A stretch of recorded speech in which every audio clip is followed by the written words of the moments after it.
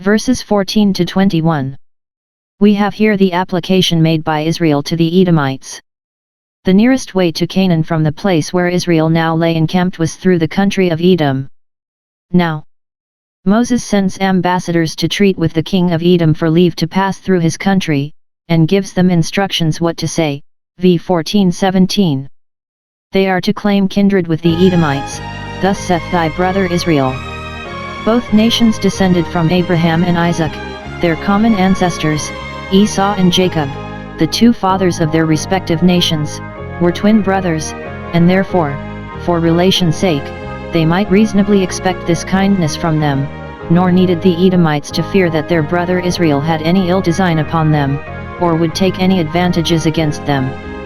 They are to give a short account of the history and present state of Israel, which, they take it for granted, the Edomites were no strangers to. And in this there was a double plea. Israel had been abused by the Egyptians, and therefore ought to be pitied and succored by their relations. The Egyptians vexed us and our fathers, but we may hope our brethren the Edomites will not be so vexatious. Israel had been wonderfully saved by the Lord, and therefore ought to be countenanced and favored. v. 16. We cried unto the Lord, and he sent an angel, the angel of his presence, the angel of the covenant, the eternal Word, who had brought us forth out of Egypt, and led us hither. It was therefore the interest of the Edomites to ingratiate themselves with a people that had so great an interest in heaven and were so much its favorites, and it was at their peril if they offered them any injury. It is our wisdom and duty to be kind to those whom God is pleased to own, and to take his people for our people. Come in, thou blessed of the Lord.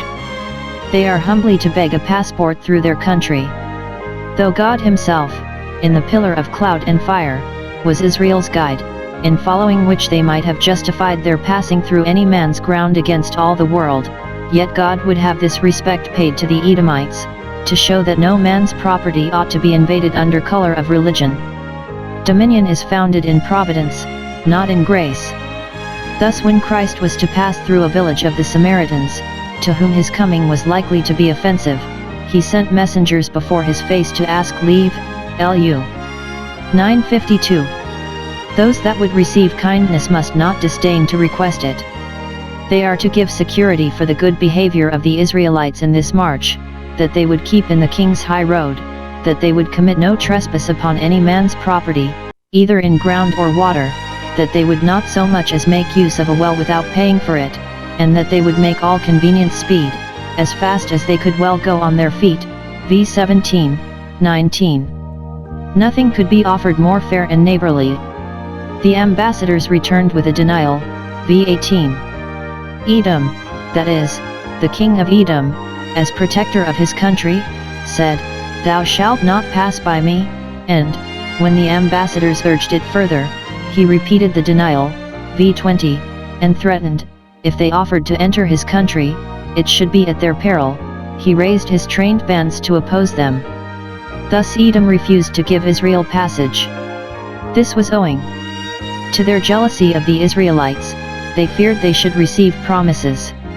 And truly, had this numerous army been under any other discipline and command than that of the righteous God himself, who would no more suffer them to do wrong than to take wrong, there might have been cause for this jealousy, but what could they fear from a nation that had statutes and judgments so righteous?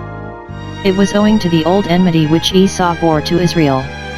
If they had no reason to fear damage by them, yet they were not willing to show so much kindness to them. Esau hated Jacob because of the blessing, and now the hatred revived, when the blessing was ready to be inherited.